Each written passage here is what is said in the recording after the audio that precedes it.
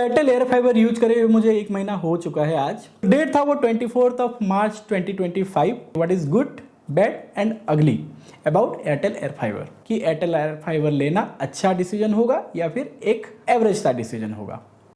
आज air fibre खरीदे हो गया है हमको पूरा 1 महीना और देखते हैं ये 1 महीने में मैंने क्या एक्सपीरियंस किया है। क्योंकि मैं बहुत इंटरनेट कंज्यूम करता हूँ तो उसके रिलेटेड मुझे एक ऐसा सॉल्यूशन चाहिए था जिससे मैं यूटिलाइज कर पाऊँ। तो फिर जब मैंने थोड़ा सा R&D किया, थोड़ा सा रिसर्च करा, एयरटेल एयर फाइबर की तरफ थोड़ा सा मैं इंक्लाइंड हुआ और फिर वहीं से ये डिसीजन बना कि नहीं, मैं एयरटेल एयर फाइबर को एक बार अपने घर में इंस्टॉल कराता हूँ। तो डेट था वो 24 मार्च 2025 और आज है 24 अप्रैल 2025, मतलब एग्जैक्ट 1 महीना हो गया है मुझे एयरटेल एयर फाइबर यूज करे हुए। तो ये 1 महीने में मुझे एक अच्छा खासा एक्सपीरियंस हो गया है कि what is good, bad and अगली अबाउट एयरटेल एयर फाइबर। जो एक्सपीरियंस मैंने किया है एयरटेल एयर फाइबर के साथ लास्ट 1 महीने में, वो मैं आपके साथ शेयर करने के लिए ट्राई करूंगा। उम्मीद है आपको इसमें थोड़ा सा इन्फॉर्मेशन मिले। अगर अभी तक आपने चैनल को सब्सक्राइब नहीं किया है, do consider subscribing to this channel. एक लाइक करिए वीडियो को और वीडियो को हो सके तो बहुत सारा शेयर करिए ताकि औरों को भी ये जानकारी हो कि एयरटेल एयर फाइबर लेना अच्छा डिसीजन होगा या फिर एक एवरेज सा डिसीजन होगा। मैंने ऑप्ट करा था 499 वाला प्लान। टोटल जो मैंने पे किया था वो था 3002.98 रुपीज़। तो 21 मार्च 2025 रात को अराउंड 9:23 अराउंड मैंने कुछ बुक करा था और फिर 24 मार्च सुबह अराउंड 10 साढ़े 10 बजे तक इंजीनियर का कॉल आ गया था और वो घर पे आ गए थे इंस्टॉलेशन करने के लिए। इंस्टॉलेशन में लगा अराउंड 50-55 मिनट का टाइम। ये 3003 रुपये में बेसिकली इंस्टॉलेशन रहता है फ्री। आपको मिलता है एक आउटडोर यूनिट, एक मिलता है इंडोर यूनिट और केबल 15 मीटर का लेंथ। तो जितना मैंने डिस्कशन कराया है एयरटेल के जो इंजीनियर आए थे उनके साथ, आपको 15 मीटर लेंथ का केबल फ्री मिलता है और उससे ज़्यादा अगर कंज्यूम आप करते हो या यूटिलाइज करते हो तो फिर पर मीटर 30 रुपीज़ के हिसाब से चार्ज होता है। मतलब जो मैंने टोटल पे किया 3003 प्लस 150 रुपीज़, क्योंकि मेरा 5 मीटर एक्स्ट्रा वायर वहाँ पर लगा। बहुत सारे केसेस में मैंने ये सुना है कि स्पीड सही नहीं आ रहा है या फिर इंस्टॉलेशन एक्सपीरियंस अच्छा नहीं था।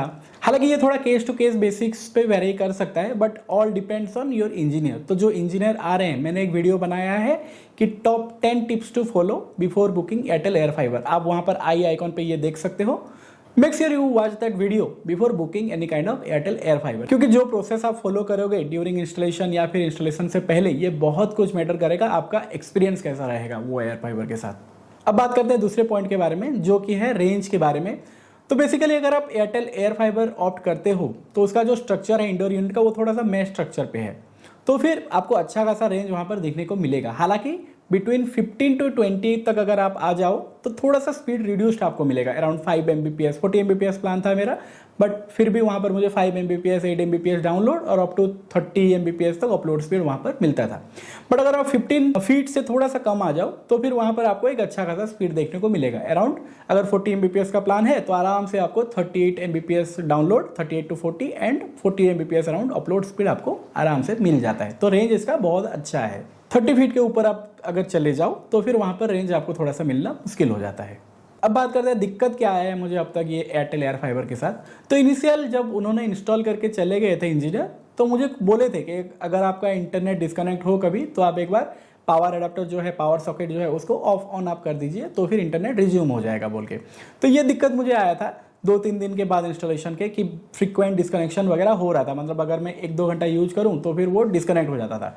बट फिर जब मैंने स्विच ऑफ स्विच ऑन किया उसको तो वो रिज्यूम हो गया। आई थिंक नया डिवाइस होगा या कुछ मे भी कुछ होगा। बट मैंने क्या सोल्यूशन किया था, एक तो ऑन ऑफ मैंने किया था और दूसरा लैंड पोर्ट को निकाल के उसको थोड़ा सा थोड़ा सा क्लीन करके, एक ब्रश है मेरे पास उसके साथ जो पॉइंट है क्लीन करके लगा दिया था। तो उसके बाद मुझे वो दिक्कत कभी नहीं आया है। तो मैं भी ये हो सकता है कुछ डस्ट वगैरह चला गया हो या फिर कुछ दूसरा इश्यू हो, वायरिंग में थोड़ा सा प्रॉब्लम हो। तो अगर आपके साथ भी दिक्कत आए, थोड़ा सा अच्छे से शायद वो क्रिम्पिंग नहीं हुआ होगा, तो आप ट्राई करिए एक और बार क्रिम्पिंग करने के लिए, वो थोड़ा सा क्लीन करके फिर अगर आप वन पोर्ट पे लगाएंगे तो आपको वो दिक्कत नहीं आएगा। एक जो प्रॉब्लम मैं फेस कर रहा हूँ ये 1 महीने में, वो है कि लैन को लेकर। अगर मैं वाईफाई पे कनेक्ट करूँ तो स्पीड अच्छा खासा मिल रहा है, आराम से मुझे 38-40 Mbps तक मिल जाता है। सेम चीज़ अगर मैं लैन पे कनेक्ट करूँ तो मुझे डाउनलोड मिलता है 10 से 12 Mbps, हार्डली 12 Mbps। अपलोड हालांकि 40 Mbps मिलता है। मैंने कस्टमर केयर के से भी इस बारे में बात करा और जो इंजीनियर आए थे इंस्टॉल करने के लिए उनसे भी बात करा। हालांकि वो ये क्लेम करते हैं कि कोई ऐसा लिमिट सेट नहीं है पोर्ट पे, बट मुझे ये डाउट हो रहा है कि मे भी एक लिमिट सेट होगा एयरटेल की तरफ से। और जब मैंने थोड़ा सा रिसर्च भी करा तो मुझे ये जानने को लगा कि अगर सेटिंग वगैरह सब सही है तो हो सकता है कि पोर्ट पे कोई मीटर सेट हुआ होगा। एंड मुझे भी वही लग रहा है कि जो पोर्ट है एयरटेल एयर फाइबर के जो लैंड पोर्ट्स है वहाँ पर कुछ मीटर या लिमिट सेट हुआ होगा, जिसके चलते मुझे वो रिड्यूस स्पीड देखने को मिल रहा है। डाउनलोड मुझे मिलता है 10 Mbps up to, and upload आराम से 40 Mbps विथ लैन मिल जाता है। तो उसके लिए मैंने एक वर्क अराउंड किया था, मैंने एक रेंज एक्सटेंडर लगा दिया था और एक वाईफाई डोंगल यूज किया था। उसके चलते फिर मेरा स्पीड ऑप्टिमम हो गया। आई मीन टू से एक बार रेंज एक्सटेंडर यूज करने के बाद मुझे 35-36 Mbps तक मिल जाता है स्पीड, और अपलोड आराम से वही अराउंड 35 to 38 अराउंड मिल जाता है। तो हालांकि मेरा प्रॉब्लम ये सॉल्व हो गया, बट वर्क अराउंड है। मुझे जो लगता है पर्सनली शायद कोई लिमिट सेट हुआ होगा, वरना लैंड से कोई दिक्कत नहीं था। इससे पहले जब मैं यूज करता था रेलवे, आराम से अगर मेरा 40 Mbps का प्लान था तो 40 Mbps ही आता था विद द सेम केबल, और मेरे पास जो केबल है वो सब Cat 6 का ही केबल है। तो ये दिक्कत नहीं आना चाहिए आइडियली। अगर आपको भी ये दिक्कत आ रहा है तो एक बार आप वर्क अराउंड जो मैंने किया है डोंगल के साथ या फिर रेंज एक्सटेंडर के साथ, ये आप ट्राई कर सकते हो। एक बार कस्टमर केयर के बारे में बात करते हैं। अगर आप कॉल करो, एक डेडिकेटेड नंबर है उनका, मैं स्क्रीन पे डाल दूंगा नीचे। तो हालांकि वो कंप्लेंट वगैरह रेज कर देते हैं, बट एज सच कोई सॉल्यूशन आपको इन ग्राउंड या ऑन ग्राउंड सॉल्यूशन आपको डायरेक्टली नहीं मिलता। जैसे इनिशियल डेज पे मैं बताया रहा था आपको कि मेरा पावर फ्रीक्वेंट डिस्कनेक्शन का इश्यू आ रहा था, तो फिर उसके चलते उन्होंने एक टिकट रेज करा एंड दे मेंशन कि इंजीनियर 1-2 दिन में आपके तरफ घर विजिट कर लेंगे, बट वो फिजिबिलिटी नहीं हुआ उनका, या फिर अभी तक इंस्टॉलेशन के बाद कोई भी इंजीनियर विजिट नहीं करे हैं।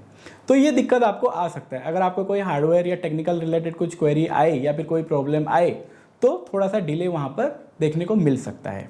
एक और मैंने कंप्लेंट करा था, होली का कुछ ऑफर चल रहा है, अगर मैं 21 या 22 तारीख तक बुकिंग कर दूं तो मुझे 6+1 मतलब टोटल 7 मंथ मिलेगा, जो कि एक फॉल्स कमिटमेंट था सेल्समैन की तरफ से। और उसका एक डिटेल वीडियो भी मैंने डाला है, ऊपर मैं डाल दूंगा आई आइकॉन पे, वो डिटेल कॉल रिकॉर्डिंग आप वहां से सुन सकते हो। बट उस बारे में जब मैंने कंप्लेंट करा, हालांकि मुझे कॉल आया था वहां पर, बट एज सच कोई सोल्यूशन उसका नहीं मिला। अगर फॉल्स कमिटमेंट आया है तो वो रिजॉल्व होना चाहिए या फिर कोई उसका एस्केलेशन होकर कुछ रिजल्ट आना चाहिए। बट 1 महीने से ऊपर हो गया है, ना तो मुझे 7 मंथ दिखा रहा है पोर्टल पे, अभी भी 6 मंथ से दिखा रहे हैं, ना तो उसका कोई सॉल्यूशन मुझे कॉल करके कस्टमर केयर के साइट से कुछ रिजोल्यूशन मुझे अभी तक मिला है। तो उसका स्टेटस अगर माने हम, अभी तक इन प्रोग्रेस है 1 महीने के बाद भी। अब बात करते हैं कि मैंने एयर फाइबर ही क्यों चुना, कोई फाइबर ही क्यों नहीं। मेरी एरिया में दिक्कत यह है कि जब तार अगर आपका टूट जाए या फिर इंटरनेट आउटेज आ जाए तो वो सर्विस उतना अच्छा नहीं मिलता था, जिसके चलते फिर मुझे एयरटेल एयर फाइबर पे स्विच होना पड़ा। मैं जिस एरिया में रहता हूँ वहाँ पर बेसिकली एक ही फाइबर केबल जाता है जो कि रेलवेयर का है, और बाकी एयर फाइबर के बारे में अगर बात करें तो जियो एंड एयरटेल है। तो मैं 2020 से जब कोविड के बाद यहाँ पर आया था वर्क फ्रॉम होम लेके, तब से मैं रेलवेयर यूज करता था। तो रेलवेयर से हालांकि ऐसा कोई सच दिक्कत नहीं है स्पीड रिलेटेड, बट वहाँ पर सर्विस रिलेटेड थोड़ा सा प्रॉब्लम है। आई मीन अगर आपका तार टूट जाए तो फिर उसको रिजॉल्व होने के लिए 2-3 दिन आराम से लग जाता था। एक ओकेजन तो ऐसा भी था जहां पर तार टूट गया था और 10 दिन तक इंटरनेट आउटेज था। तब मैंने डिसाइड कर लिया कि नहीं, अगर कोई दूसरा सॉल्यूशन मिलेगा तो फिर मैं भी स्विच कर लूंगा बोल के। और ऐसे बहुत सारे कस्टमर हैं जिन्होंने फाइबर से स्विच करके मैं भी जियो की तरफ या फिर एयरटेल की तरफ से स्विच किया है एयर फाइबर की तरफ।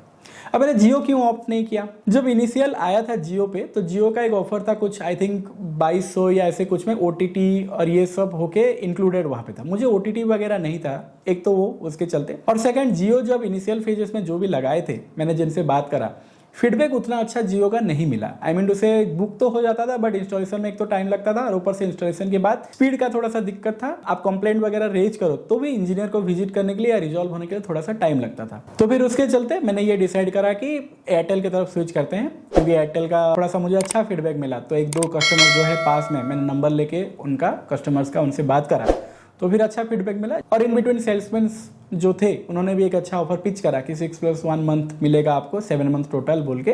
तो फिर इसके चलते मैंने वो बुक कर लिया। हालांकि वो 7 मंथ एक काइंड ऑफ स्कैम था बोल सकते हो या फिर फॉल्स कमिटमेंट था। उसके बारे में मैंने एक डिटेल्ड वीडियो बनाया है, आप ऊपर आई आइकॉन में क्लिक करके वो वीडियो देख सकते हो। तो एयरटेल एयर फाइबर यूज करे हुए मुझे 1 महीना हो चुका है आज। अगर हम बात करें तो मेरे ओवरऑल एक्सपीरियंस के बारे में अच्छा था। मुझे सॉल्यूशन चाहिए था कि बार बार डिस्कनेक्ट वगैरह ना हो या फिर तार वार का उतना झंझट नहीं होना चाहिए, जहाँ पर मुझे रिपीटेडली कस्टमर सर्विस या फिर जो भी एजेंट है लोकल उनको कॉल करना पड़े, अप्रोच करना पड़े। तो ये सॉल्यूशन मेरे लिए ठीक है। डिपेंड करता है आपका नीड क्या है। अगर आपके एरिया में ऐसा कोई सॉल्यूशन है फाइबर का जहाँ पर आपको बार बार तार टूटने का या फिर सर्विस आपको अच्छा मिलता हो, तो फिर you should go for fibre. अगर हम कंपेयर करें एयर फाइबर और फाइबर के बीच में, fibre will always be have upper hand. तो अगर आपके एरिया में भले ही एक्ट का हो या फिर एयरटेल का हो या फिर ऐसा कोई फाइबर कनेक्शन है जो रिलायबल है और जिसका कस्टमर सर्विस आपको अच्छा मिलता हो, तो definitely you should go for fibre over air fibre. Air fibre किसके लिए अच्छा है? जिनके एरिया में फाइबर का फिजिबिलिटी तो एक नहीं है या फिर सर्विस क्वालिटी उतना अच्छा नहीं है, तो उस केस में आप एयर फाइबर की तरफ चूज कर सकते हो। अब बात करते हैं मेरे रिकमेंडेशन के बारे में। क्या आपको एयरटेल एयर फाइबर लगाना चाहिए? यस, डेफिनेटली लगाना चाहिए, बट क्राइटेरिया ये रहेगा कि अगर आपके एरिया में फाइबर का फिजिबिलिटी नहीं है, अगर आपके एरिया में एयरटेल फाइबर का फिजिबिलिटी है, you should go for fibre connection, क्योंकि फाइबर का जो स्पीड रहता है वो रिलायबल या कांस्टेंट रहता है। एयर फाइबर का थोड़ा सा आपको अप डाउन देखने को मिल सकता है डिपेंडिंग ऑन यूसेज, कितने नंबर ऑफ यूजर यूज कर रहे हैं, टावर के ऊपर लोड कितना है, सिग्नल स्ट्रेंथ कैसा है, बहुत सारे फैक्टर है जिसके ऊपर आपका स्पीड डिपेंड करता है। पर्सनल एक्सपीरियंस की अगर बात करें तो मैं बहुत खुश हूं अपने डिसीजन के साथ। 1 महीना हो गया है, देखते हैं आगे कैसा रहता है एक्सपीरियंस मेरा, और अगर कुछ दिक्कत या कुछ नया जानकारी है मुझे तो डेफिनेटली मैं आपके साथ शेयर करूंगा। कमेंट में बताइएगा जरूर आपके पास क्या ऑप्शन है, फाइबर या एयर फाइबर, और अगर आप लगाओगे तो कौन सा ऑप्शन आप चूज करोगे। बताइएगा जरूर आपको ये वीडियो कैसा लगा। अगर ये वीडियो में आपको कुछ इन्फॉर्मेशन मिला है, do make sure to like this video को शेयर भी करिए, और अभी तक अगर आपने चैनल को सब्सक्राइब नहीं किया है, do consider subscribing to this channel. मिलते हैं एक और वीडियो में, अपना बहुत ख्याल रखिए, बाय।